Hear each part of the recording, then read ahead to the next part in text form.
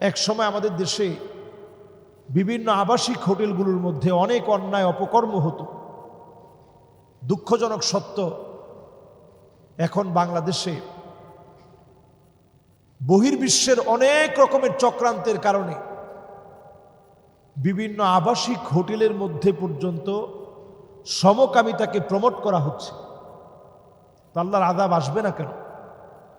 আল্লাহর আযাব এই জন্য আসছে, আমরা সৃষ্টির এই বৈচিত্র্যকে নষ্ট করে ফেলছি, একটা জাতির বৈচিত্র্যকে নষ্ট করে ফেলছি, মানুষের প্রবৃত্তির এত গোলাম আমরা হয়েছি, আমরা সব উল্টাপাল্টা করে ফেলেছি।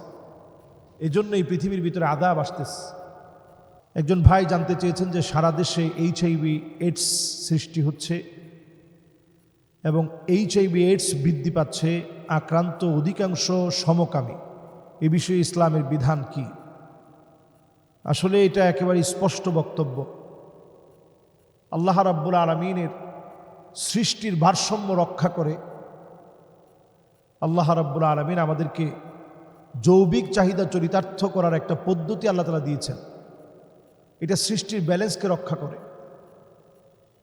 তো এটাকে, এই সৃষ্টির সৌন্দর্যকে নষ্ট করে দেয় সমকামিতার মতো মহাপাপ, মহা অন্যায়, আকবারুল কাবায়ের, বড় গুনাহের একটি গুনাহ, যেটির কারণে আল্লাহ তাআলা একটা জাতিকে উল্টায় দিয়েছেন। আমি নিজে জর্ডানে গিয়েছি, আপনাদেরকে যদি আমি মোবাইল থেকে দেখাই, জর্ডানের সেই চিত্রগুলো, সেই ভিডিওগুলো আপনারা দেখলে অবাক হয়ে যাবেন। জর্ডানের সেই চিত্র, সেই দৃশ্যগুলো যেগুলো মোবাইলের মধ্যে রয়েছে, জর্ডানের সেই চিত্রগুলো দেখলে আমাদের কাছে মনে হয় যে বিশাল একটা ডেড সি। এই পুরো ডেড সিটাকে 60 কিলোমিটার এরিয়া জুড়ে আপনি ঘুরতে ঘুরতে ঘুরতে ঘুরতে দেখবেন যে পুরা এরিয়াটা জুড়ে শুধুমাত্র আল্লাহর আযাবের চিহ্ন। সেখানে পানির ঘনত্ব এত বেশি, লবণের পরিমাণ এত বেশি, চিন্তাই করা যায় না। একটা জাতিকে আল্লাহ রাব্বুল আলামিন, সেই জাতির ভিতরে সেই সময় ধারণা করা হয় যে সেখানে লক্ষ লক্ষ লোক ছিল। ইতিহাসবেত্তারা বলেন, আমি যেহেতু ওই জায়গায় গিয়েছি, মিউজিয়ামগুলোর মধ্যে ওইখানে পড়াশোনা করে দেখেছি যে ওইখানে প্রায় 5 লক্ষাধিক লোক ছিল। তাহলে কত বড় একটা এরিয়া। আর কেউ কেউ বলছেন যে না, এত লোক ছিল না, হয়তো সেই সময়ে এখানে হাজার হাজার লোক ছিল। তো ধরে নেন যদি 5,000 লোকও হয়, আল্লাহ তাআলা গোটা একটা কওমকে আল্লাহ তাআলা শেষ করে দিয়েছেন। এমনকি লোকালয়ে একটি কথা প্রসিদ্ধ রয়েছে, এইটা আমি নিজের চোখে দেখেছি এবং আমার মোবাইলে আমি ভিডিও করেছি। সেখানে আল্লাহ রাব্বুল আলামিন লূত আলাইহিস সালাতু ওয়াস সালামের স্ত্রীকে, লোকেরা বলে, এটা একেবারে অথেন্টিক, এটা আমি বলবো না, তবে লোকেরা বলে যে এটা লূত আলাইহিস সালাতু ওয়াস সালামের স্ত্রীর মূর্তি। উনি শুধু সেই সময়ের আযাব দেখার জন্য তিনি পিছনে ফিরে তাকিয়েছিলেন, যা আল্লাহ রাব্বুল আলামিন নিষিদ্ধ করেছিলেন যে তাদের আযাব দেখার জন্য তাকানো যাবে না। সমকামীদেরকে আল্লাহ রাব্বুল আলামিন এতটাই ঘৃণা করেন, তাদের দিকে শুধু তাকানোর কারণে আল্লাহ রাব্বুল আলামিন আযাবের মধ্যে পাকড়াও করে ফেলেছেন। এবং সেই মূর্তিটার পাশেই আরো একটা মূর্তি রয়েছে। এটাও এলাকার লোকালয়ে মানুষ বলে থাকে যে পুরুষে পুরুষে যে সম্পর্ক, এরকম একটা দৃশ্য, এরকম একটা কাজ করা অবস্থায় আল্লাহ তাআলা এই দুইটা মানুষকে পাথর বানায় দিয়েছেন এবং মানুষের আকৃতির মতো মনে হয়। তা আল্লাহ রাব্বুল আলামিন আযাব দিতে পারেন, এটা ভয়াবহ আযাব হতে পারে, অনেক কঠিন থেকে কঠিন আযাব হতে পারে। ওইখানে যে মানুষের তৈজসপত্র, মানুষের আসবাবপত্র যেগুলো ব্যবহার করত, সেই হাড়ি পাতিল পর্যন্ত আমি মিউজিয়ামে দেখেছি, সবগুলো পাতিল পর্যন্ত আল্লাহর আযাব যখন আসছে এগুলো পর্যন্ত দুমড়ায় মুচড়ায় গিয়েছে। তাহলে কি ভয়াবহ আযাব আল্লাহ তাআলা দিয়েছেন। মাটিকে আল্লাহ তাআলা উলট পালট করে দিয়েছেন একটা জাতির জন্য। তো আমাদের দেশে এখন HIV হঠাৎ করে বৃদ্ধি পাওয়ার পিছনে আপনি বলতেই পারেন যে HIV বৃদ্ধি পাওয়ার কারণ হচ্ছে বর্তমান সমকামিতা। এক সময় আমাদের দেশে বিভিন্ন আবাসিক হোটেলগুলোর মধ্যে অনেক অন্যায় অপকর্ম হতো। দুঃখজনক সত্য, এখন বাংলাদেশে বহির্বিশ্বের অনেক রকমের চক্রান্তের কারণে বিভিন্ন আবাসিক হোটেলের মধ্যে পর্যন্ত সমকামিতাকে প্রমোট করা হচ্ছে। তো আল্লাহর আযাব আসবে না কেন? আল্লাহর আযাব এই জন্য আসছে, আমরা সৃষ্টির এই বৈচিত্র্যকে নষ্ট করে ফেলছি, একটা জাতির বৈচিত্র্যকে নষ্ট করে ফেলছি, মানুষের প্রবৃত্তির এত গোলাম আমরা হয়েছি, আমরা সব উল্টাপাল্টা করে ফেলেছি। এই জন্য এই পৃথিবীর ভিতরে আযাব আসতেছে।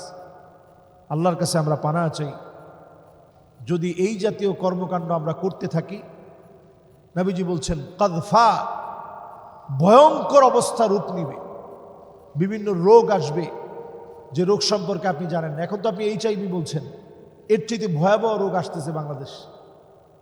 যদি আমরা এগুলো না থামাই, এগুলোর ব্যাপারে সচেতন না হই, বহু সংস্কৃতির নামে যদি আমরা এগুলোকে প্রমোট করা শুরু করি, তাহলে আযাব চলে আসবে, ভয়ঙ্কর আযাব।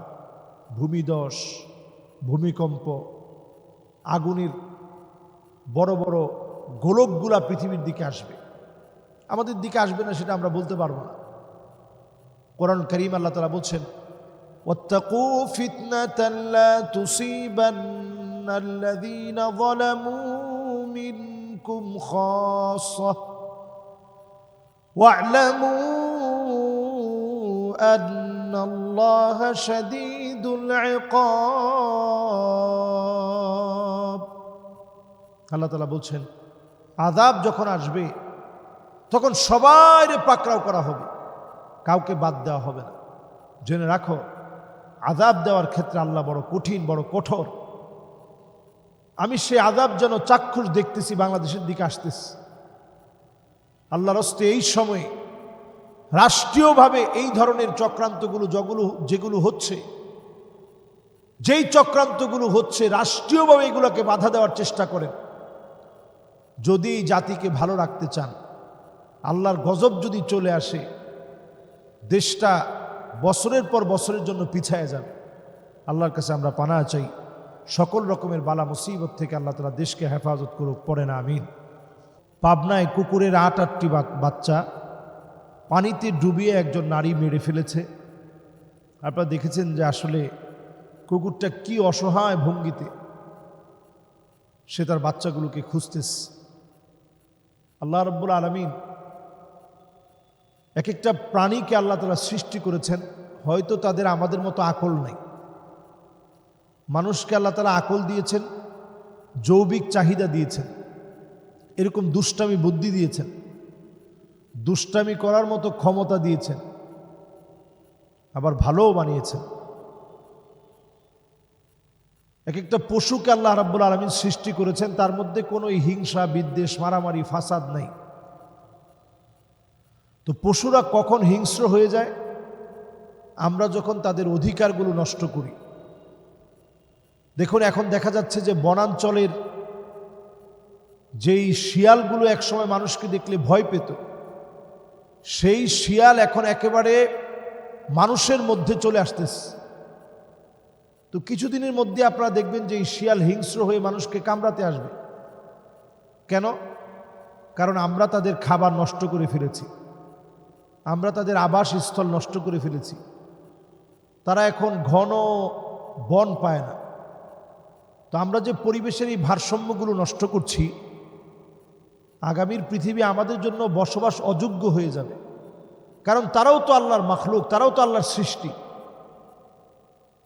এই যে আপনি একটা কুকুরের সাথে অমানবিক আচরণ করলেন, এই একটা আচরণ মানুষকে জাহান্নামে নেওয়ার জন্য যথেষ্ট।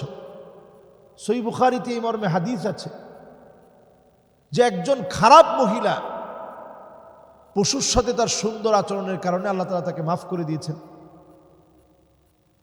আর একজন ভালো দিনদার পশুর সাথে অমানবিক আচরণের কারণে তার জায়গা হয়েছে জাহান্নামে। তো একটা পশুর সঙ্গে আপনি চাইলেই খারাপ আচরণ করতে পারবেন না। আমরা অনেক সময় এই অবলা পশুদের প্রতি অমানবিক আচরণ করলে আমরা নিজেরা তৃপ্ত হই, তাদের চিৎকার আমাদেরকে আনন্দ দেয়, এটা আযাবের কারণ। নবীজি সাল্লাল্লাহু আলাইহি সাল্লাম দেখলেন একটা উটের চোখে পানি। নবীজি বললেন, আফালা তাত্তাকিল্লাহ ফি হাযিহিল বাহিমা আল্লাতী মাল্লাকাকাল্লাহু ইয়্যাহ। এই পশুটার ব্যাপারে কি তুমি আল্লাহর কাছে জবাব দিতে হবে না? এই পশুটাকে তুমি ক্ষুধার্ত রেখে তাকে দিয়ে তুমি কাজ করালে, সারাদিন তাকে কষ্ট দিলে, কিন্তু উটটাকে তুমি খাবার দিলে না। এই পশুর ব্যাপারে তুমি আল্লাহর কাছে জবাব দিতে হবে। তো উটটা এসে নবীজির সামনে চোখের পানি ছেড়ে দিয়েছেন। অনেক দেখবেন উট কাঁদতে থাকে, একেবারে চোখ দিয়ে রেখা পড়ে যায়, কান্নার একটা দাগ পড়ে যায়। তো নবীজি সাল্লাল্লাহু আলাইহি সাল্লাম, উটের মধ্যে অনেক রহস্য আছে। তো উটের মধ্যে এই রহস্যের মধ্যে একটা রহস্য এরকম দেখবেন যে সে কাঁদতে থাকে। যখন অসুস্থতা বোধ করে তখন তার চোখে পানি আসে, অনেক কারণেই চোখে পানি আসে। এবং এই উটের চোখের পানিটা সাপের বিষকে পর্যন্ত, বিষাক্ত বিষকে পর্যন্ত নষ্ট করে দেয়, অ্যান্টিভেনাম তৈরি করা হয়। তো প্রিয় ভাইয়েরা আমার, এই যে মহিলা এই অমানবিক আচরণটা করলো, এটা আসলে মুসলিম একটা দেশে একটা কুকুরের সাথে এই আচরণটা যায় না। হ্যাঁ, কোনো কুকুর যদি হিংস্র হয়ে যায়, একেবারে হিংস্রতার কারণে অনেক মানুষকে কামড়াচ্ছে, এরকম যদি কোনো কুকুর করে, তখন এটা আপনার দায়িত্ব না। আমাদের দেশে বন বিভাগ আছে, তারা এটাকে তখন কি করা লাগবে তারা করবে। তাদের কাছে ইনজেকশন আছে, ইনজেকশন পুশ করবে। একটা কুকুরের সামনে যদি আপনি আরেকটা কুকুরকে আপনি মেরে ফেলেন, তাহলে কুকুরটা প্রতিশোধ পরায়ণ হয়ে যাবে। অন্য কুকুরগুলো প্রতিশোধ পরায়ণ হবে, মানুষকে কামড়াবে, বিপর্যয় ঘটবে। আপনারা দেখে থাকবেন নিশ্চয়ই, একটা ভিডিও ভাইরাল হয়েছিল যে কুকুর আর বানরের মধ্যে যুদ্ধ। শুধু বানরের একটা বাচ্চাকে মেরে ফেলার কারণে বানররা প্রতিশোধ পরায়ণ হয়ে উঠেছে, এরপরে কুকুরও প্রতিশোধ পরায়ণ হয়ে উঠেছে। তো কুকুর বানরের উপরে প্রতিশোধ পরায়ণ হয়েছে, বানর কুকুরের উপরে প্রতিশোধ পরায়ণ হয়েছে। তো এটা আকল না থাকলেও তাদের ভিতরে কিন্তু এটা আছে। এজন্য আপনি যদি তার চলাচলের রাস্তায় যদি বাধা হয়ে দাঁড়ান, তারা কিন্তু প্রতিশোধ নেওয়ার চেষ্টা করবে এবং এই পরিবেশ তার ভারসাম্য হারাবে। এজন্য এটা চরম একটা গুনাহের কাজ, এবং এটা একটা ছোট গুনাহ না, এটা একটা বড় গুনাহ। এই গুনাহটি একটি বড় গুনাহ। যে অন্যায়টি নারী করেছে, এটি বড় ধরনের একটা অন্যায় করেছে। আমরা পশুর প্রতি মানবিক আচরণ করি, রাস্তার একটা পশুর প্রতি মানবিক আচরণ করি, হতে পারে একটা ছোট্ট কারণে আল্লাহ তাআলা আমাকে এই উসিলায় মাফ করে দিতে পারেন। সুবহানাল্লাহ বিহামদি। এই দৃষ্টিকোণ থেকে যদি আপনি একটা কুকুরকে খাবার খাওয়ান, কাটা, হাড় এগুলো পানিতে না ফেলে কুকুরকে আপনি দিলেন, একটা বিড়ালকে আপনি দিলেন, এটা আল্লাহর সৃষ্টি হিসাবে তার মন থেকে আপনার জন্য দোয়া করবে। ফলশ্রুতিতে দেখা যাবে এই দোয়ার কারণে আল্লাহ তাআলা আপনার অনেক অনেক বিপদ আপদ বালা মুসিবত থেকে আল্লাহ তাআলা আপনাকে হেফাজত করবে। কারণ সে তো তার মালিকের সাথে সম্পর্কের ক্ষেত্রে তার একটা সম্পর্ক আছে। তার আত্মাটা যখন খুশি হয়, তখন আল্লাহ রাব্বুল আলামিন খুশি হন। এজন্য প্রাণীর প্রতি এই অমানবিক আচরণের বিচার হওয়া উচিত এবং আমাদের সতর্ক থাকা দরকার। আমাদের দেশের ভারসাম্য রক্ষায় আমাদের প্রত্যেকের দায়িত্ববান হওয়া দরকার। আল্লাহ আমাদেরকে বোঝার তৌফিক দান করুক। আসসালামু আলাইকুম ওয়া রাহমাতুল্লাহি ওয়া বারাকাতুহু।